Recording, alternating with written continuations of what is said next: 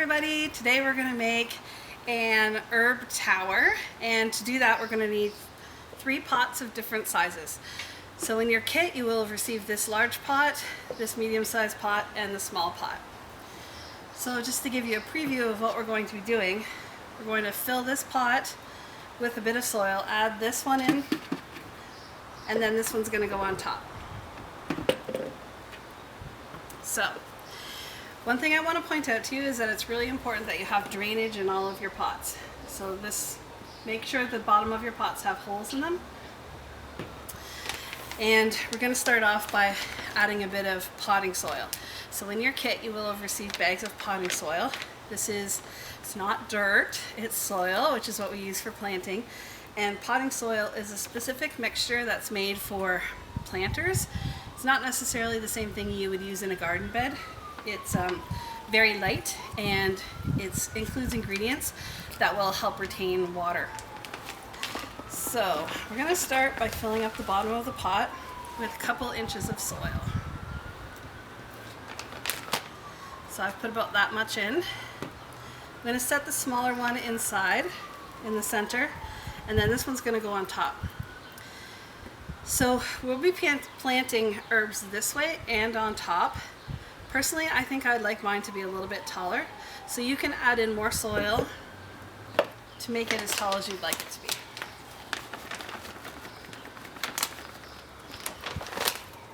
There we go. Make sure it's somewhat even. I'm going to put this one in the center. And that looks like a good height to me, so that's what I'm going to go with. So the benefit of using this pot in the inside is that it really saves a lot of soil, which can get expensive, and helps to hold this pot up. We could just fill it up with soil and set it on top, but this helps it to be nice and sturdy. So the next step we're going to do is fill all around that pot, just to the top of it. And that conveniently took about the rest of my bag of soil. Set that over there. So this is about, I'm not sure if you can see that, but it's about level with this one. So make sure it's nice in the center where you'd like it to be. Set this next pot on top. It should have holes in it, or at least one hole in it as well. I'll try to make sure all the holes are in there before you receive them. If not, you can just take a hammer and a nail and punch a hole through. Just be careful not to crack it. Alright, with the second bag of soil, we're going to fill carefully around the sides. You could use a shovel, a little garden shovel, or anything that you have on hand that would help you to get the dirt out and put it in around the sides.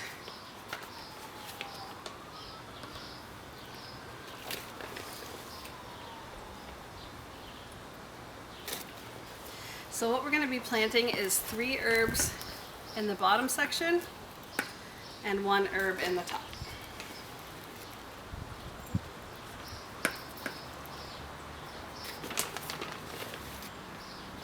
It's a little bit tricky. So there's a lip on the pot. I think we need to go just above that lip when we're filling it up.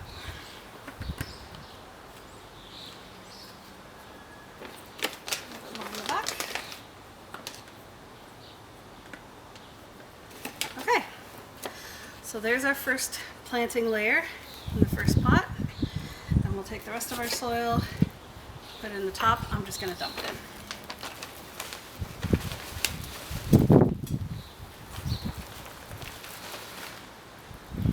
And you can fill it up. Well, it takes about the whole, might as well just use up all the soil.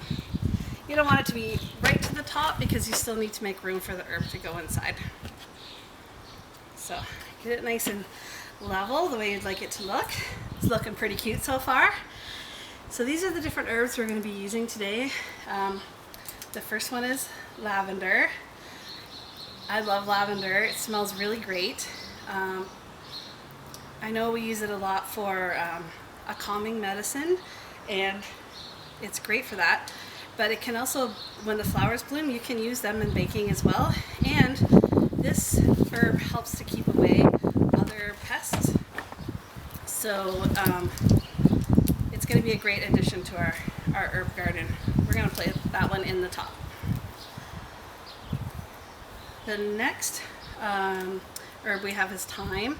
I love this one. It's so pretty and delicate, and it smells great. They all smell great. Your garden's going to smell amazing. So we're going to be adding this one. This one is Greek oregano. Smells great as well. And some basil. We'll put that guy in the back. So all of these plants, except for this one, are perennials, which means that they'll come back every year. They're self-seeding, or they'll regenerate every year. This one doesn't regenerate every year, but it's such a great addition to your herb garden for your kitchen that I wanted to include it in your garden anyway.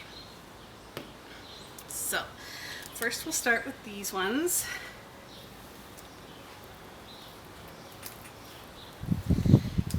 They come in a package with a plastic wrapper around them. They're suggesting that you make them quite wet before you plant them, and you need to remove the plastic liner. It has a bit of a serrated part that you should be able to pull apart fairly easily.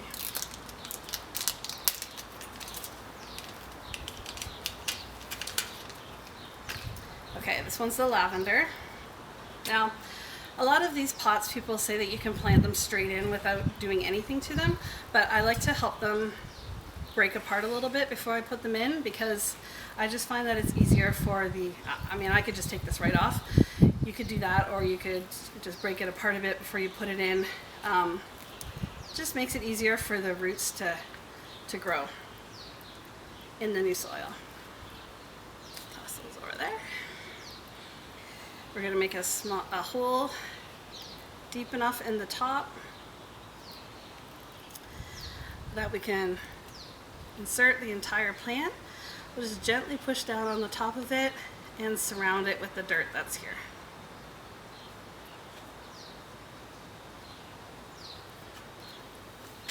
It's looking great already. I'm so excited. I love growing herbs. So the next one we have is thyme. Again, this one is a perennial, which means it will come back year after year. I'm going to break apart. So the bottom's not coming off as well on this one. Maybe if it were a bit wetter, it might. I'm probably not going to take the whole thing off with this one. I'll just help it to come apart a bit. Again, some people don't do this at all. They just plant it straight in. So that's an option for you. I've just found in my experience that they don't always disintegrate as well as they seem like they're going to. Alright, so I'm going to put this one in this side, just building a little hole. Hopefully eyeing how deep it is so that this guy can fit right in. It's going to be a tight squeeze. And then we'll just fill it in around and just gently pat it down.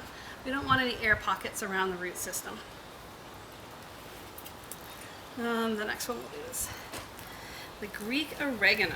I'm going to be making some fantastic pasta dishes with all these herbs.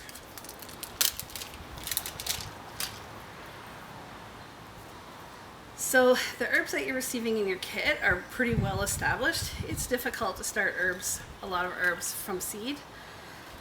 So I just wanted to make it as easy as possible for you.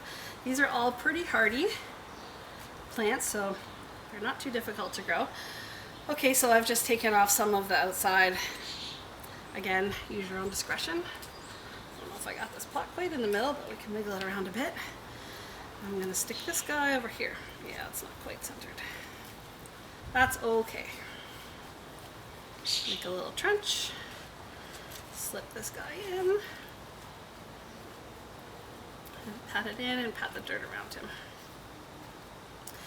The last one we're going to add is this little guy.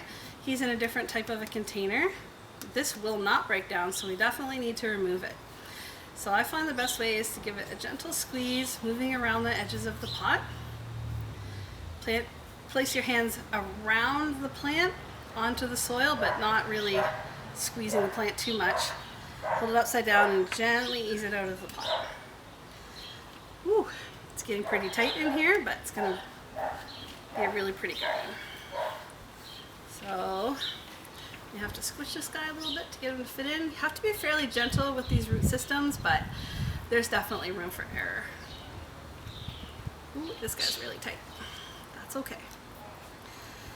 All right, so we're gonna tuck them in there, fill it all around, and this is our tower herb garden. It looks great already, but as the plants grow and fill in, it's gonna be beautiful. I chose to put the lavender on top because it will grow quite tall and then flowers will come out of the top, and I thought that would look really pretty. So once you have them all planted and tucked into their little spots, we're gonna give them a nice watering to just welcome those roots to their new homes. So these plants all love full sun, but they don't like to be drenching wet. It's nice to give them a really good water when they're first planted, but after that, depending on the weather, you probably only need to water them about once a week. So just check, reach down a little bit into the soil, and if it's damp, it's fine. Even if it's dry on top, as long as it's damp a little bit underneath, it's fine. We don't want to overwater them.